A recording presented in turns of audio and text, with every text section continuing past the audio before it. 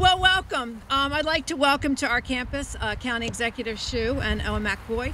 And I'd also like to introduce members of our Board of Trustees who are here with us today.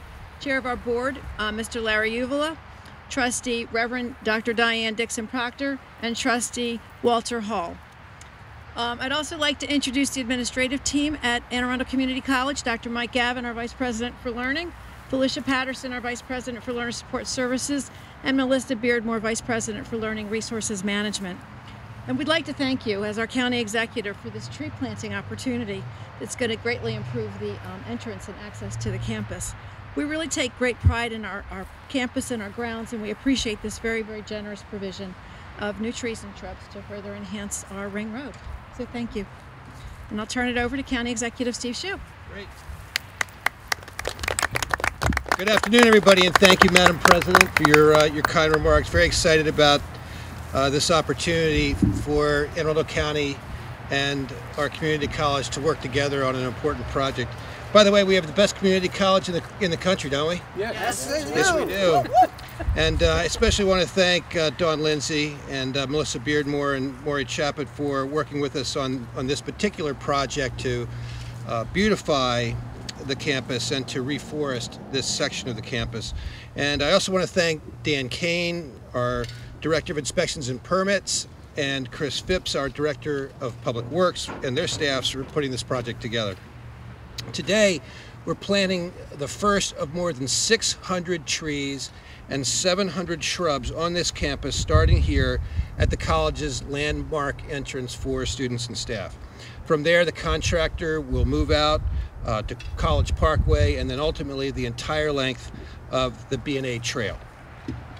Under the Forest Conservation Act of 1991, property owners who remove trees as part of a building project are required to replace a portion of those removed trees at the site of the project itself.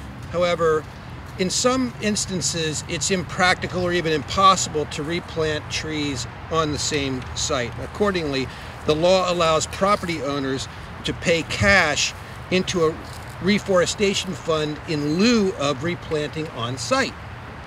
In recent years, believe it or not, this fee had accumulated, the fund had accumulated to $8 million of balance available for use to reforest and plant trees.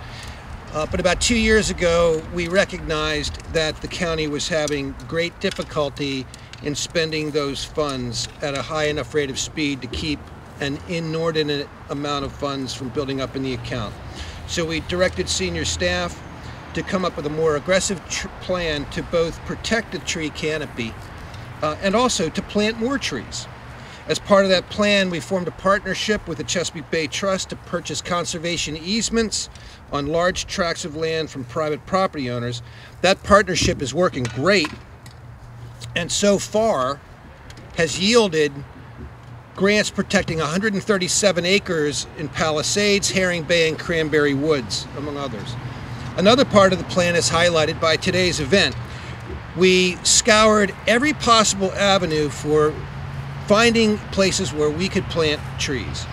We worked with SHA to identify state lands. We worked with the Federal Aviation Administration to look for lands that might be available through them.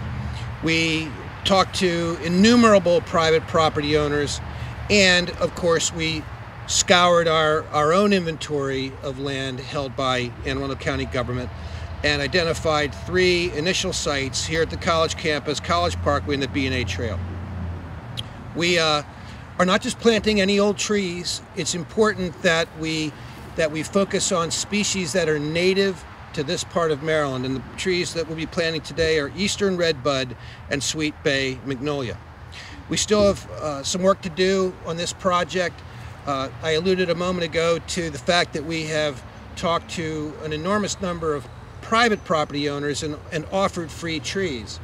But we've found that landowners are unwilling to take free trees. Why?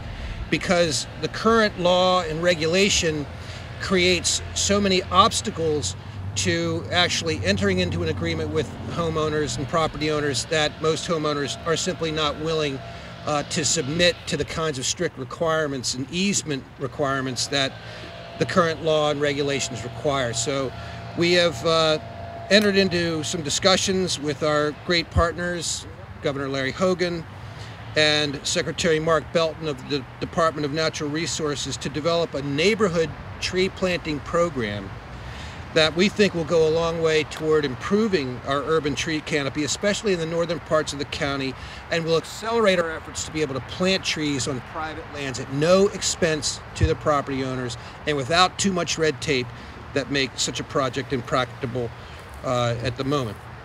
So without further ado, I'd like to ask our partners to start planting some trees. Thank you again for being here.